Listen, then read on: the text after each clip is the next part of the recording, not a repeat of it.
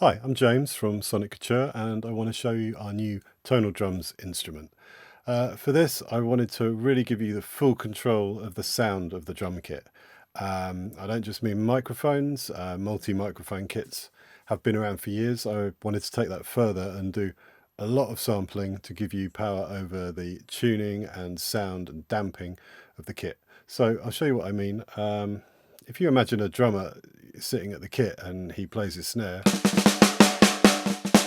and it's too high for the track they're working on, then he's just going to grab a drum key and tune it down.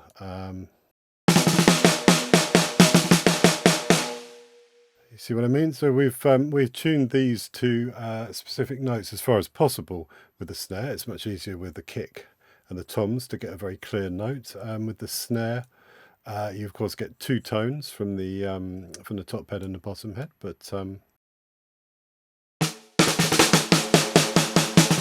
you can take this down pretty low, and if it gets too ringy, you can add some damping.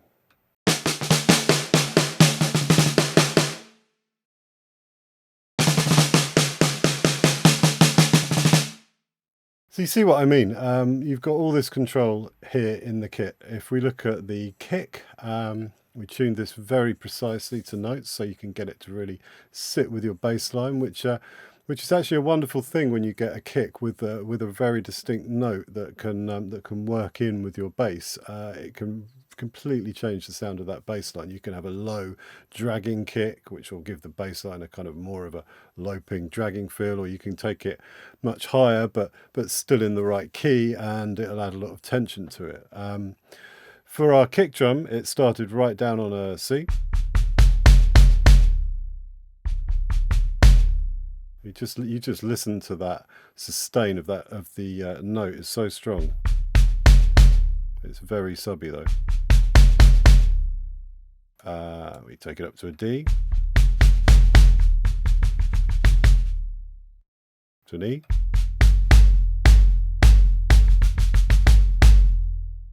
F,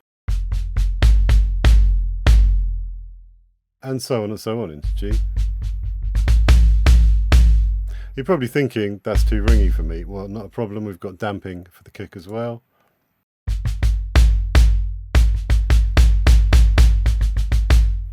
And you can, of course, adjust the mics.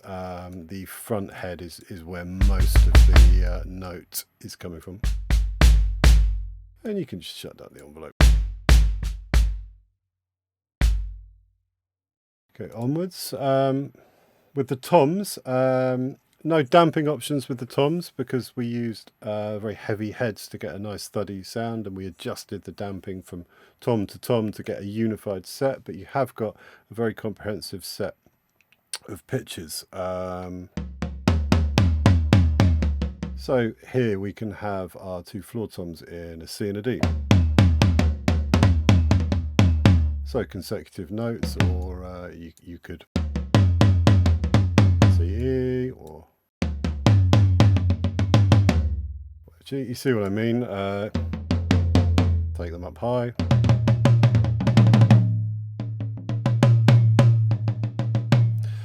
And yeah, and also I should mention that you can change the tool. A drummer, of course, can put down his sticks. He can grab some brushes if that's what he needs.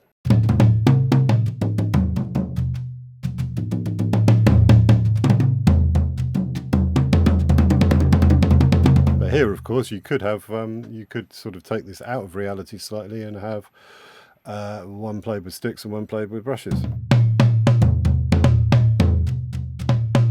which I find quite useful actually making beats.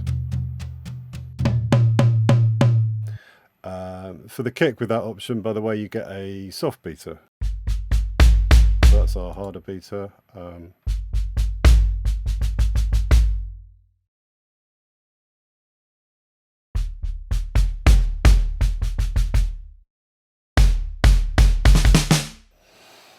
Okay, a hi-hat. I mean, you can't tune a hi-hat. We picked one very, very dry hi-hat. The idea, of course, is that we've just got one kit here. But we did find a way you could damp it. It's a technique to damp with small magnets, and you can take out some of the overtones. So this is our hi-hat.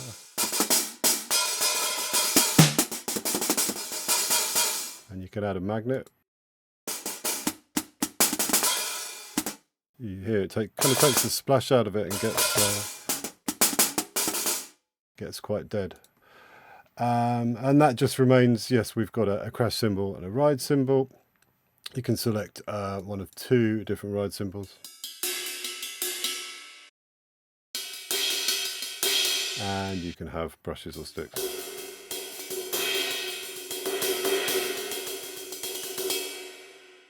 We did this in Rockfield Studios in Wales in the UK. And we took a single drum kit. We took a Canopus Yaiba kit with 4 toms to it, a 22-inch kick drum, a 14-inch snare. Really high-end modern drum kit, kind of representing the state of the art in drum building. And that's what we want. That's what we use to tune through all the notes. I selected Rockfield because it has quite a lot of different rooms and echo chambers that you can use to get different ambiances, and that's something that we wanted to add into the mix of tonal drums. With the different tones you'd get from this kit are different ambiances, different room sounds, which were reamped during the recording. We had a great time recording at Rockfield. It's got a lot of history. Queen's Bohemian Rhapsody was recorded in the same room as this drum kit, and of course many other productions over the years have been recorded in this historic studio. Okay, let's take a look at the edit screen. You click this button here and you'll see we've got a full mixer layout and the edit screen above. You have mic knobs here, 6 mic knobs, which always stay on the screen, and you can select the drum by clicking on the mixer name like this. So our kick,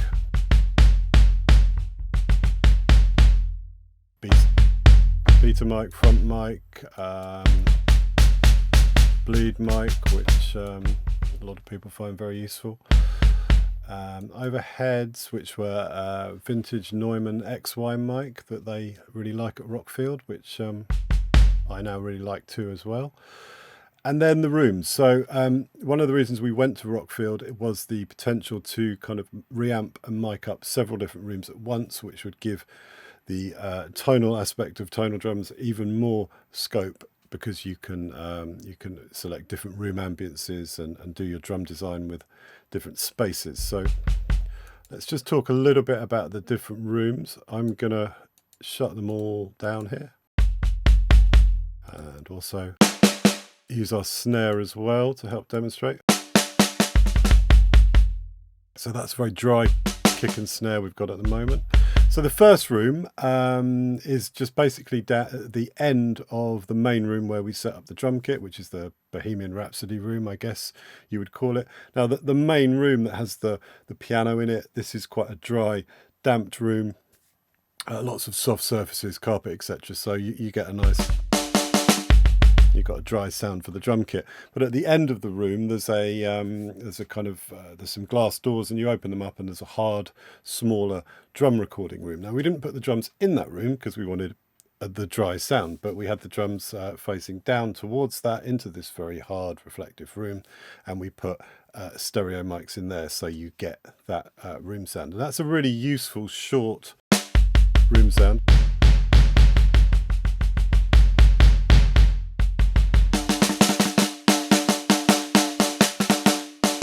Quite splashy and bright and really useful. Now you'll notice this little envelope icon in the corner. This is a really handy little feature. So if you click this, it will make the room mic samples will follow the same overall envelope as the drum, but if it's off, then the room samples will ring to the end, as is currently the case. So let's say that we've kind of shut down our kick into quite a short little clicky envelope, which is what you would often do. Now you might want your room sound to decay to the end as in now, but if you click this, there you go. The room sound is unified with the envelope. So you've just got the option And that's really, particularly with the short room and the kick, I would dial it in. That sounds unnatural, whereas that sounds like a kick drum when you've just got it sitting in there a small amount. And it isn't so useful when it's going. Same with the live room. That was the first room that we reamped. That was it's kind of opposite the room we were recording in. It's a much bigger sort of hall-like room, quite a big sound. Muted bus 2 here.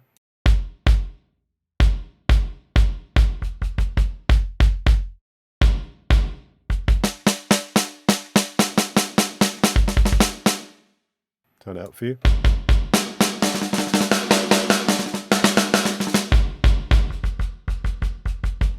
Same deal. Shut it down to the envelope. Put it back to the kick envelope, might help.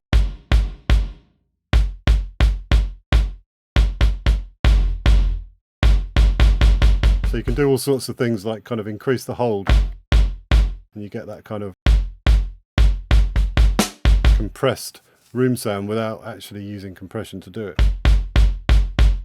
Or just let it ring. Okay, and the third room, my favourite, and the big thing about Rockfield is they have 3 echo chambers. We recorded 2 of them in our last product, ACDR, because we were in the other studio at Rockfield. The main quadrangle studio is linked up to echo chamber 3, and we can get that here. It's an option. You can either have the live room or the echo chamber for each channel. So you could have the live room on the kick and the echo chamber on the snare. If you click Alt and click it, then it will change all of them at once, which is useful to know. So there we go. If you want a dramatic ambience, and it's great with toms. I've got our brushed toms happening there. Let me just change them back to sticks. You can see how easy that is.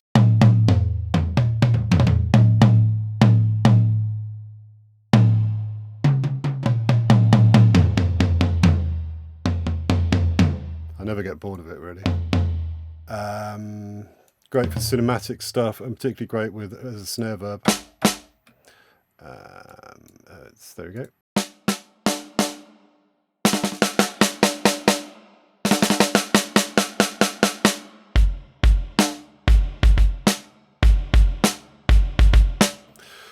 Okay, moving on. Users of our Sun drums and moon kits will know that you can route these. You can choose how these are routed. So this is the traditional setup. We've got the overhead routed to one of our buses, bus 1, and we've got the room that's routed to bus 1. It could be bus 2, chamber to bus 2. So as you'd expect, you've got separate faders for your overheads and your room, but if you want to get it all on one channel, which is actually really useful for a lot of types of production, you can easily do that. So we just click main, main, main now. Now everything is through the one channel. Now this is quite handy when you want to break it out to your DAW. You click this and you can select your different outputs to your DAW, and you may not want everything grouped in the overhead. You may want to just have a unified kick sound, which you can then compress and EQ as one in your track. So there you go.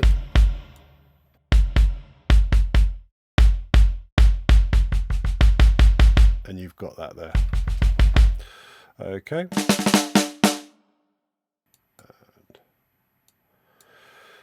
Moving on, so you'll have seen me flicking about between these 2 panels. This is the main envelope edit. You get your tuning edit is replicated here. So if you change the tuning of the snare drum here, it will have also changed on the front panel. It's just for convenience. Now, what's really important is the semitone switch. This is really, really useful. particularly in the case of the snare, for example, because we've got this in sampled in whole tones here, G, A, B, D, etc., etc. So if you wanted, we don't have a C, we didn't sample a C, but if you want to just take the B up to a C, it is of course just one semitone. And it's very, very useful with the toms, because you might be trying to set up the whole kit to a key. There might be, let's say, an F sharp in that key, so you would pick one of your toms, as an F. Now, I should just mention this orange line here, you'll see, is to unify the toms for editing. So you click that off and they're all separate. Now, yeah, if you do change the note or the semitones, then you need to turn this off. Otherwise, you'll tune all the toms as semitone up, which might be what you want to do. But I'm going to turn that off, and this is our Tom 14, and we're going to put that into F sharp.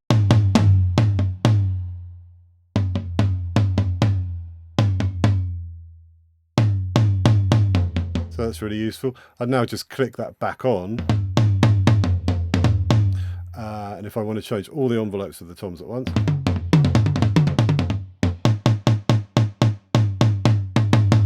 I can do that. And as I say, you would then click to do further editing to your sound. You click these dials here, and that gives you your channel strip. So if you want to compress or filter all the toms at once, you put this line on. Got a high pass filter with resonance. Now we've added resonance as an improvement from Sun Drums, which I find really useful on the high pass. So you can cut out the low if you set it to like 100 if you want to get some boom. You see? It's quite a gentle filter slope, so it doesn't get really kind of extreme and electronic sounding, but you can add a gen boost.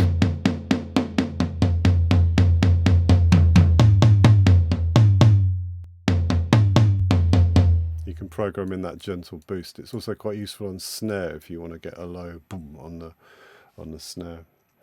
Okay, moving on. Yeah, you've got an EQ, which is not switched on. I'm on.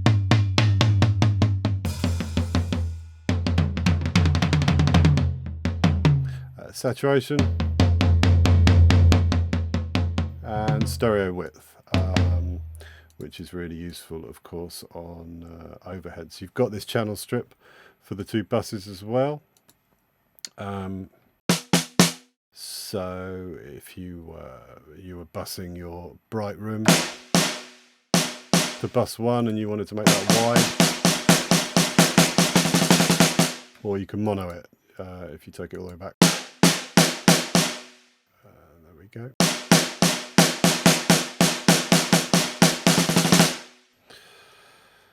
Very useful, and you do that on both buses. Ride and crash, again, these you have just a close mic option, same with the tom, you just have a single close mic and then all the same overhead and room options. Same with hi-hat, so I think we've covered that. I should just say something about the velocity section, because that's quite powerful.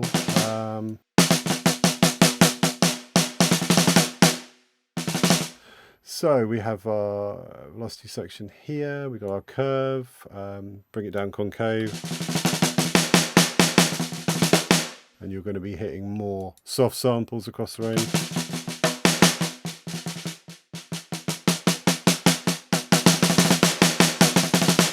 Just boost it up and you get a more loud, aggressive sound as you play. It's really useful to tweak a drum pattern with that. We've got a randomize feature, which is going to randomize the velocity, the incoming MIDI velocity that you're playing, and it's therefore going to pick slightly different samples.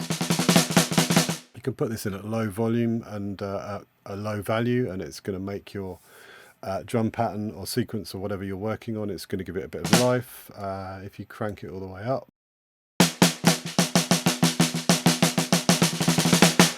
gets a bit haphazard sounding, so you wouldn't generally do that. Timing, that will also, again, low values, just introduce sort of a randomized bit of timing, make it sound a bit more natural. Again, at high values it becomes extreme. Round robin, if you turn this off, you won't get the round robin feature. Generally, of course, you're going to leave that on. And then this is your main velocity to volume control. So if this fader is high near the top, if you put it to 100, if you play as softly as you can, the lowest samples are going to be all but inaudible. If you bring it down, the low samples come up in volume. So it's effectively like a form of MIDI compression, which is really useful if you've got a sort of complicated snare pattern and you want to bring the ghost notes up a bit more. Rather than kind of squashing this or trying to fix it with audio, I would always advocate just coming here first and just tweaking this so it sits where you want it. Also, for kind of experimental drum patterns, what I really like is if you bring this all the way down to 0, then the really quietest samples in our range, so we'd be talking about here, these 1s and 2s, they're really just little touches on the skin, but the gain is normalized across the stack. And you'll hear, I find this fascinating, these are the softest touches, and that's one of the loudest. This softest. The softer touch is somehow fuller. There's much less transient on it, much less whack, and you hear much more of the body, and you get a much more balanced hit. So if you're making a kind of, if you're making electronic music or a hip hop thing or something where you're not going for a totally natural kit sound, it can be really nice to select these quieter samples. They're somehow fatter, sit well in a beat. Another way of doing this, or rather you might want to combine this, is just by limiting the velocity. So if you just bring this right down, sort of halfway down to like 60, so that's full. You can hear the kind of crashy highest notes, but if you bring it down below 100, you get a different tone. Doesn't sound wrong. So often beneficial to work with those quieter samples. I mean, with kick also, you get the really round,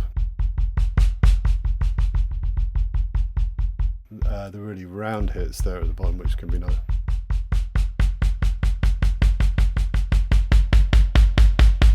It's at the top. It's only at the top above 100 where you really hear the pedal kind of digging into the head, and you get that click. Anyway, I digress. I find that stuff fascinating. I think that pretty much covers our edit screen. Yeah, I didn't mention there's a fine-tuning knob. If you're not happy with our tuning, with our pitches, you can tweak this exactly, so you've really got a full control. Oh, curve I'll mention is attack curve. So if you kick, it's good. If you wanted to just take the attack off that kick, you might just, if you put it this way, it goes convex, as in like this. Or you can have a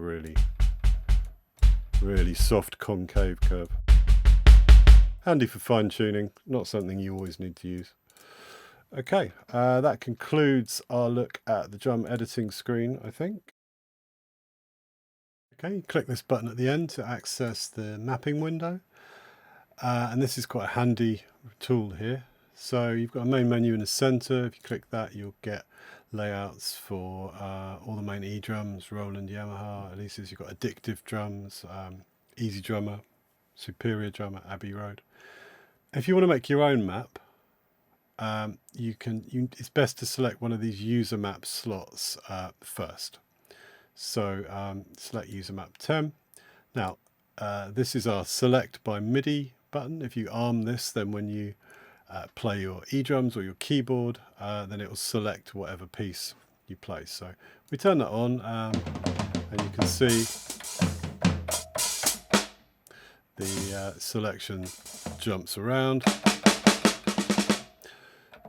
What you can do, say you want to remap this open hi-hat, play it there, and if you click learn, then play the note you want to map it to. There we go, I've moved it to D sharp 2, or I could move it to G sharp 2 or F2. Okay, very straightforward. Once you've been through and got everything where you want it, you just simply click this, type a new name here, James Map, and save, and you're good to go, and it's in the menu. You can of course just go back to the factory map if you want. So yeah, that's really, really useful. Also worth noting that you've got a little dB, a little level control for each articulation. So it might be that you feel that the open medium hi-hat is just a touch louder than you would have made it, so you can just knock it down 1-2 dB, and just balance those things out if you want to. Yeah, so that's how the mapping works in Tonal Drums.